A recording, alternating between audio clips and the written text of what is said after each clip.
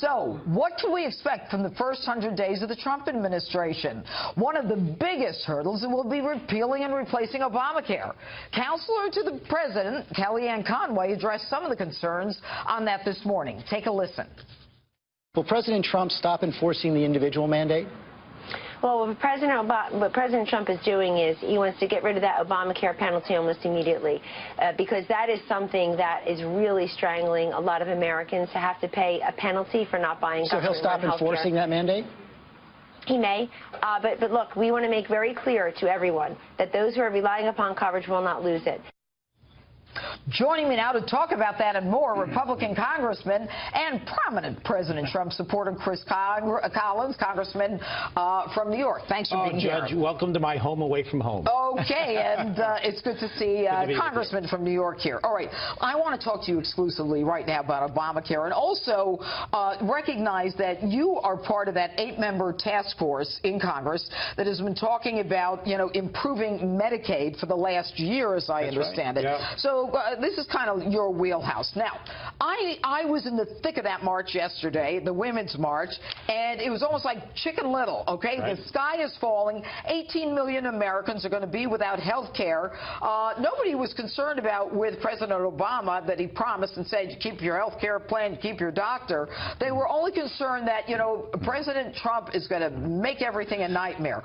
What has happened? What has President Trump done? He's already signed one document. Right. What did he sign? Oh, that was a huge first step. When you think about all the costs that were passed on to businesses, individuals, what the executive order did was authorize the agencies now under his control to look at any tax, fee, or penalty given against companies, individuals, insurance companies, medical device manufacturers that would be a cost burden, any cost burden on any state. And effective, that executive order neutered all of those negative. So the executive order that the president signed that requires people to pay a penalty if they don't get insurance or pay insurance, the president neutered that. Well, that's correct. But the most important piece, you remember how many folks were working 39 hours at a company and they had to get cut to 26 hours because the penalty kicked in for businesses at 30 hours? Right. Well, there you go. Now they can get back to working 39 hours. They don't have to work 2 jobs. They don't have to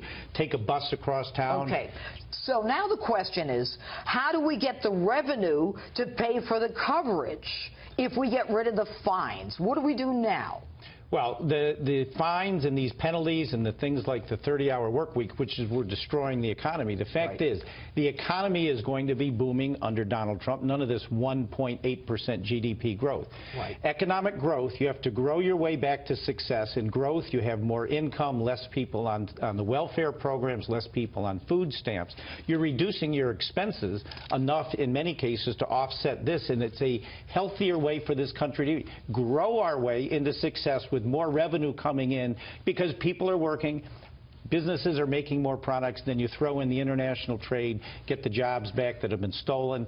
This is part of the game plan, economic growth. So what do you say to those people, the women in the march yesterday, who say when the president signed this executive order gutting essentially the penalties that employers and individuals had to pay, they say that executive order took away their insurance. Did it take away anyone's insurance? It didn't take away anything. For the next 2 years, Judge, we're going to have the same coverage. We're not changing Obamacare coverage for the next 2 years.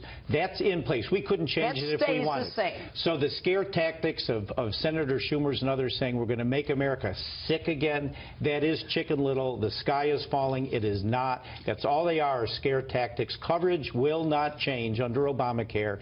But now companies can band together, have health insurance where it makes sense for them. High deductible with HSAs, tax-advantaged HSAs.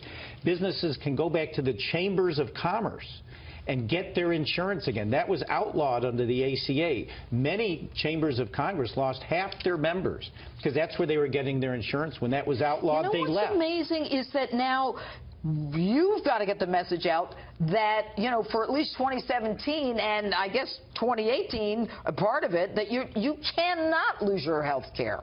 Well, sure, but we have to count on the liberal press to deliver that message. They're too busy delivering the message that the sky is falling. Let's face it. All right, Congressman Chris Collins, so good to have you here. Always good to be with you, Judge. All right. All right, thanks so much.